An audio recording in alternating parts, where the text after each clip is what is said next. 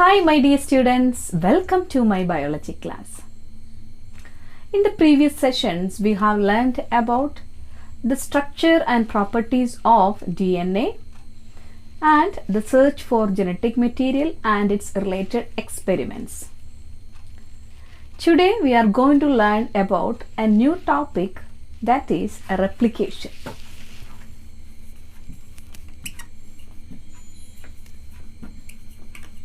We have learned about the central dogma in molecular biology.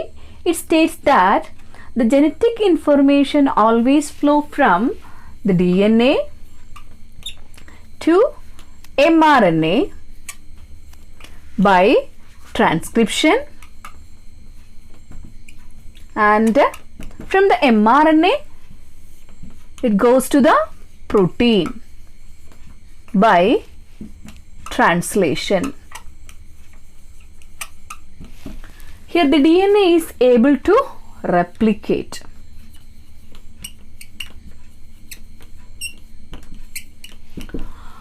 Okay, the DNA undergoes two types of processes such as autocatalysis and heterocatalysis. Autocatalysis means that the process of making the copy of DNA with the help of its parental DNA, that is DNA to DNA. DNA make its copy, that is called autocatalysis. Heterocatalysis means that the process of making RNA from DNA. So DNA to RNA is the heterocatalysis. Now we are going to learn about autocatalysis, the process of synthesizing a new molecule of DNA from the pre-existing molecule or the parental molecule of DNA is called replication. This replication is also known as DNA copying.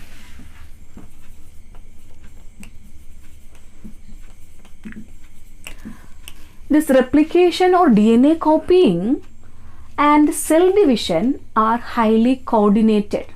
DNA copying or replication is one of the main events takes place during the cell division. This is the significance of DNA copying.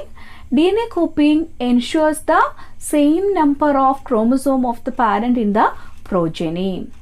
And also in the case of meiotic division, it gives the haploid set of chromosome in the gametes in the case of sexually reproducing diploid organisms. DNA copying must be taken place in highly coordinated manner, in high accuracy and in specific speed.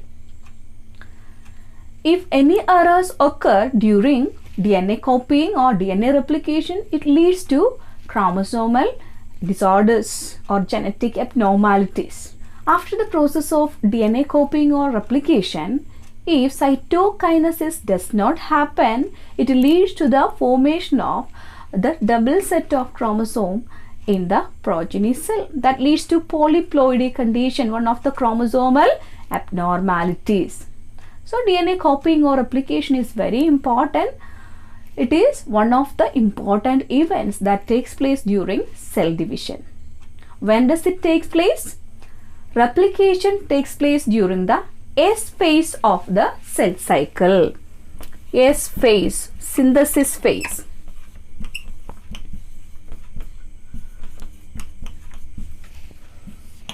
We have studied that James Watson and Francis Crick proposed the double helical model of DNA. They also proposed a specific model of replication that is called semi-conservative mode of DNA replication. Semi-conservative mode of replication. Okay, it was proposed by James Watson and Francis Crick.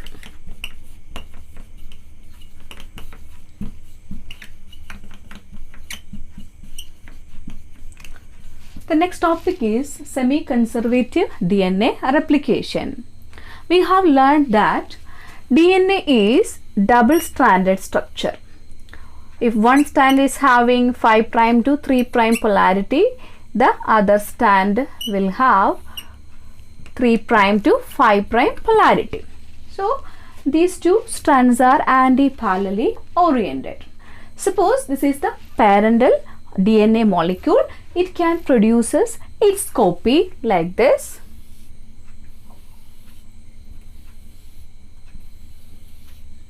Okay, if one strand has 5' to 3' polarity, the other strand will have a 3' to 5'. Here also 5', 3', then 3', 5'.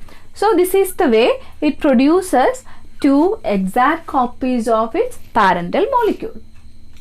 According to this concept, according to James Watson and Francis Crick, the double-stranded DNA would separate at the time of replication. That means they unwind. These two strands will unwind. If these two are the strands of DNA, it unwinds like this. Okay, so one strand has 5' to 3' polarity. The other strand has 3' to 5' polarity. We know that these two strands represent the phosphate and the sugar molecule. The nitrogen bases are, the base pairs are represented like this. Okay, adenine with the thymine, guanine, cytosine, cytosine, guanine, thymine, adenine. Okay, adenine, thymine, thymine, adenine, guanine, cytosine, cytosine, guanine. Okay, suppose this is the hypothetical model of a DNA molecule. This is the way the nitrogen base pairs are arranged in the DNA. During replication, the two strands will unwind and they would separate, and they function as two template strand or two parent strand. So these will act as two parent strands or template strands. Template strands.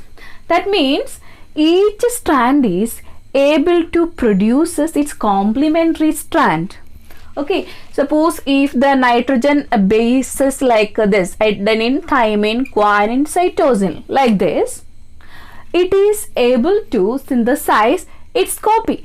While unwinding, see the base pairing will be like this: adenine, thymine, thymine, adenine, guanine, cytosine, cytosine, guanine. This is the actual molecules of the parental strand. Okay, after unwinding, what happens? Each strand is able to produce its complementary strand. How is it possible? Okay, then adenine pairs with the thymine, thymine pairs with the adenine, guanine with the cytosine, cytosine with the guanine. Similarly, in this strand, here also thymine to adenine, adenine to thymine, cytosine to guanine, guanine to cytosine. Okay, here the red colored strand represents the parent strand, and the green colored strand represents the newly synthesized strand, newly synthesized strand or daughter strand.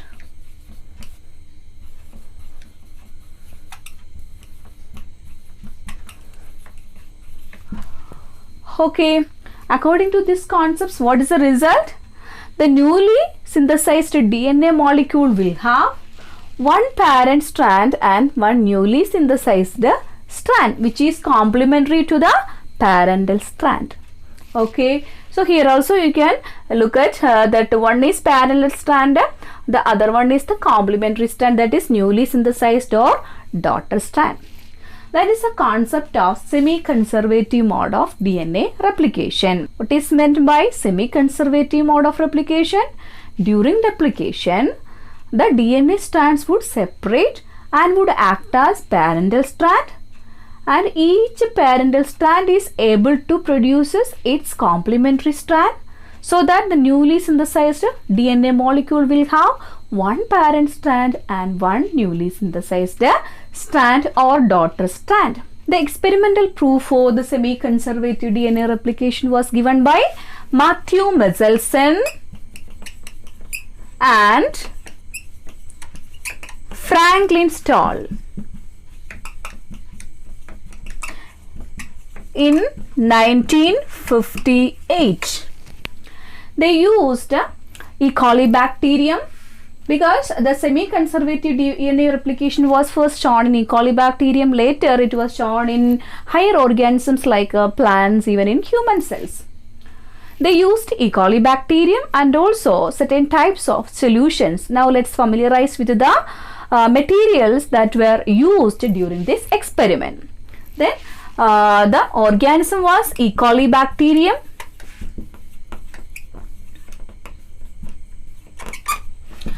Okay, they used two types of solutions like a heavy ammonium chloride solution and light ammonium chloride solution. Heavy ammonium chloride solution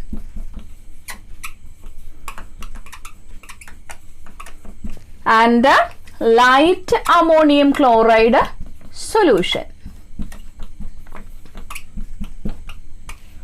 Okay, heavy ammonium chloride solution means this is the normal solution of ammonium chloride with heavy isotope of nitrogen, N15, heavy isotope of nitrogen.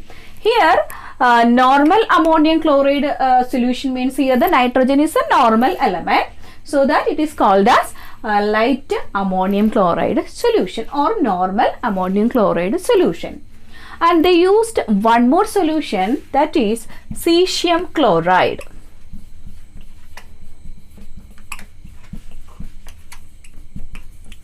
The cesium chloride is used to distinguish between the heavy ammonium chloride, heavy isotope of the nitrogen from the normal nitrogen, because the heavy isotope of nitrogen is not radioactive. It can be distinguished from the normal nitrogen only by density gradient by using cesium chloride.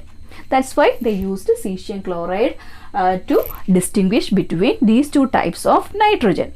Now let's study how did they perform this experiment. In the experiment, they grew E. coli bacterium in the heavy ammonium chloride solutions for several generations, so that the heavy isotope of nitrogen could incorporate with the DNA of the E. coli, so that the DNA of the E. coli became heavy. That means the density of the DNA of the E. coli became heavy. So look at this figure. This is the diagrammatic representation of the semi-conservative mode of replication that is shown in E. coli bacterium. So this is the heavy DNA of the E. coli bacterium. Okay, after growing it in the heavy medium, the both strands of DNA became heavy in nature. That means the density was identified by using cesium chloride solution that in the test tube. After centrifugation, it was observed in the bottom of the test tube, so that they could understand that the density of the DNA is heavy. After 20 minutes, the E. coli could produce the generation 1, the first generation. In E. coli bacterium, it requires 18 minutes for replication and the rest of the 2 minutes for further processes like cytokinesis, so that the complete cell division occurs. We know that it undergoes binary fission as it is a prokaryotic cell. It produces 2 daughter cells with the same amount of DNA molecule as it is same like a mitosis. So here in the generation 1, after 20 minutes, they could observe the density of the DNA was hybrid. So it was found out after the centrifugation process. So it can be represented like N14, N15. It represents the hybrid density of the DNA. So look at this figure. Here the 2 heavy strands acted as the parental strand, so that it could produce their complementary strand. Those were light strand of DNA, so that the density of each DNA molecule became hybrid. Look at this, one strand is heavy and one strand is light. Here also one strand is light and one strand is heavy. The parallel strands are heavy strands, the newly synthesized strands are the light strands. So that it was found as the density, the intermediate density or hybrid DNA. And after 40 minutes, these two E. coli bacterium could produce the generation 2, second generation. We know that one E. coli bacterium produces 2 daughter cells, so that the 2 will produces 4. So this will produce 2 daughter cell, and the second one also will produce 2 daughter cells. After 40 minutes, it was found that the generation 2 contains 50% of light DNA and 50% of hybrid DNA. Okay, after centrifugation, the density was observed like this.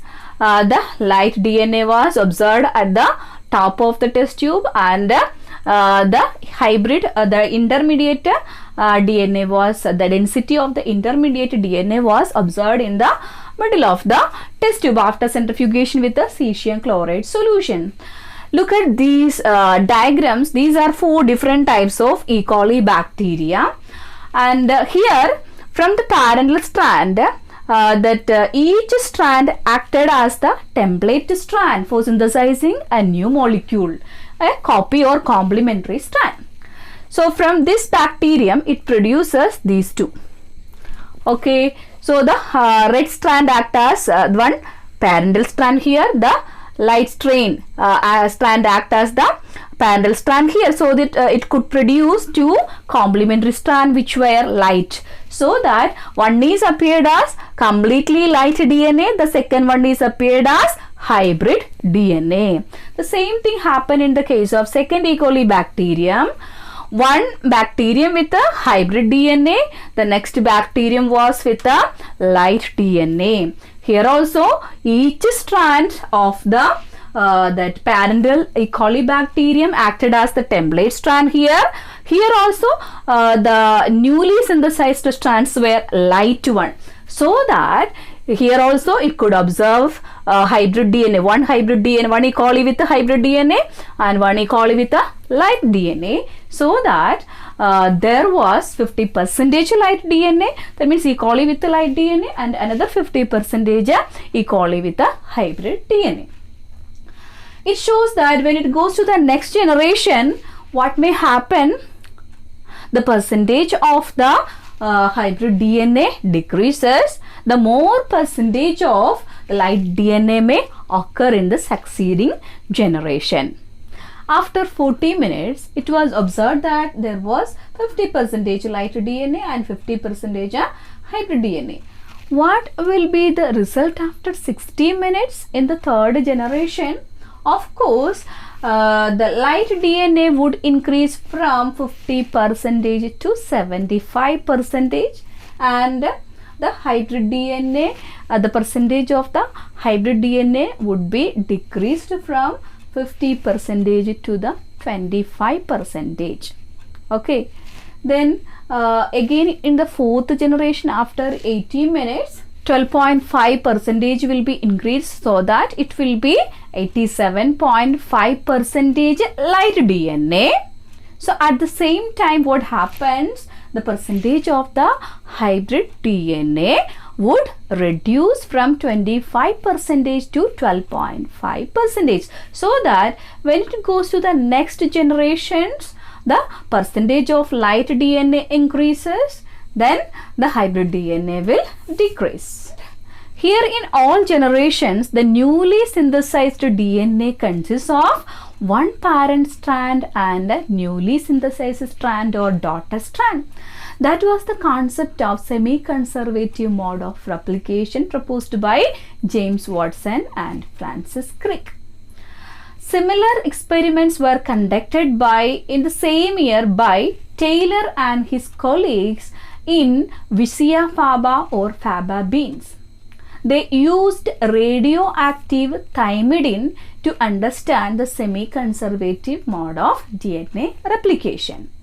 They also got same conclusion of Messelson and Stahl's experiment. Both experiments proved that DNA replication is semi-conservative. Now you can observe the diagrammatic representation that shows the experiment that was performed by Taylor and his colleagues. They supplied roots of broad bean or Vicia faba with a radioactive tritiated thymidine for a few days till all the chromosomes of dividing cells became radioactive. Thereafter, the radioactive chemical was withdrawn and replaced with non-radioactive chemical. Every cell cycle was studied. It was found that in first generation, after removing tritiated thymidine, one of the two chromatids of each chromosome remained radioactive while the second chromatid was non-radioactive. In the second cell generation, 50% of the chromosomes were unlabeled, while in the remaining 50%, labeling remained only in one of the two strands. It proves that one strand of chromosome persists in daughter while the second one is formed anew at the time of each replication. This is a semi-conservative mode of a replication. Today we have learnt about what is replication and the experimental proof for semi-conservative mode of DNA replication. I hope you have understood the topics well. With this, I conclude my session. Thank you and have nice moments.